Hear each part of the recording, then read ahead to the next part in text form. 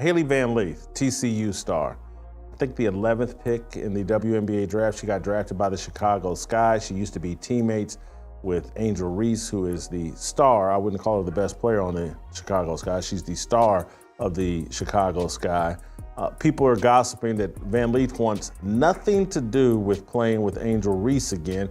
He transferred after 1 year at LSU. And after being selected 11th overall by the Chicago Sky, did Hailey Van Lith just deliver one of the most awkward first impressions in WNBA draft history?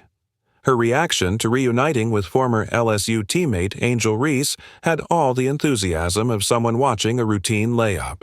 My goodness, the young lady out of TCU has been reunited with Angel Reese. Now, you may be like, well, what's the big deal there? Because she already got the hell away from her once. She escaped her once. And if that moment didn't raise enough eyebrows, Hailey Van Lith took it a step further, throwing shade at Caitlin Clark live on national TV. Is this the beginning of the most uncomfortable rookie season in WNBA history? Could Van Lith actually be the one to unite Reese and Clark fans in shared disbelief? We're diving into all the drama. Buckle up, it's about to get real. With the 11th pick in the 2025 WNBA draft, the Chicago Sky select Hailey Van Lith, Texas Christian University. When Hailey Van Lith's name was announced as the 11th pick by the Chicago Sky, the reaction captured on camera was anything but the typical joy we expect on draft night. Unlike the beaming smiles, happy tears, and triumphant energy from other draftees, Van Lith's expression told a different story, one that fans quickly described as pure shock, maybe even dread. What should have been a moment of celebration during the 2025 WNBA draft instantly turned into one of the night's most talked about and awkward moments. Ready. All right, thank you so much. Thank you. Okay, the facial expression did look a little, I guess, uneasy. While other draftees were seen embracing loved ones, pumping their fists, and radiating joy, Hailey Van Lith's reaction stood in stark contrast. The moment her name was called, it felt like she was living out a nightmare in real time. Even after, attempting to collect herself, the authenticity of her initial response was impossible to miss. Her smile faltered, her eyes widened, and a wave of visible discomfort washed over her face.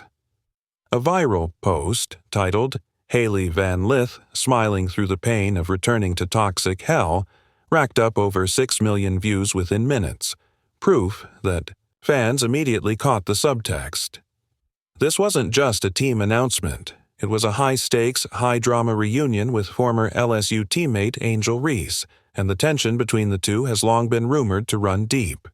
Okay, good energy with Courtney Vandersloot. You can learn from her. You're paired back with Angel Reese. There's some good energy you can walk into in Chicago, right? Oh, I love that energy. We're ready. All right, thank you so much. Thank you. Her tight-lipped response when asked about reuniting with Reese, "Oh, I love that energy," landed with all the authenticity of one of Reese's overly polished workout videos. It didn't take long for critics to seize on the moment. The clip quickly made the rounds online, with fans sarcastically mimicking her delivery and flooding the comments with eye-roll emojis and skepticism. For many, it was the cringeworthy highlight of the night, a moment that perfectly captured just how uncomfortable and unconvincing this reunion already feels.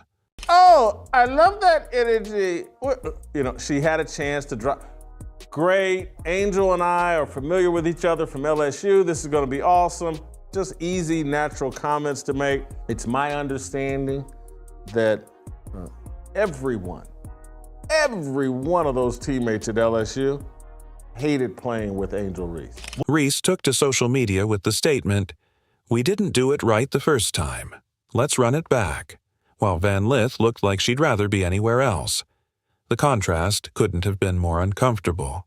Depending on your perspective, Reese's post came off as either blissfully unaware of the tension or deliberately provocative. Either way, it added another layer of awkwardness to a reunion that already felt like a ticking time bomb.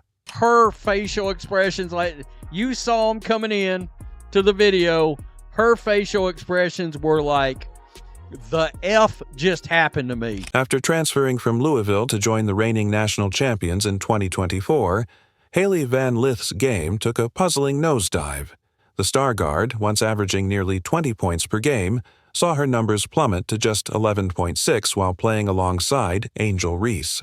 What had quietly simmered as whispers about her LSU stint suddenly exploded into focus on draft night, as the awkward reunion and her visible discomfort reignited questions about what really went down behind the scenes. Look at this face. Look at this face. God bless her. I mean, the pain and anguish. That's not, I'm about to lose it and I'm happy to be drafted and all. No, let's not even go down that road.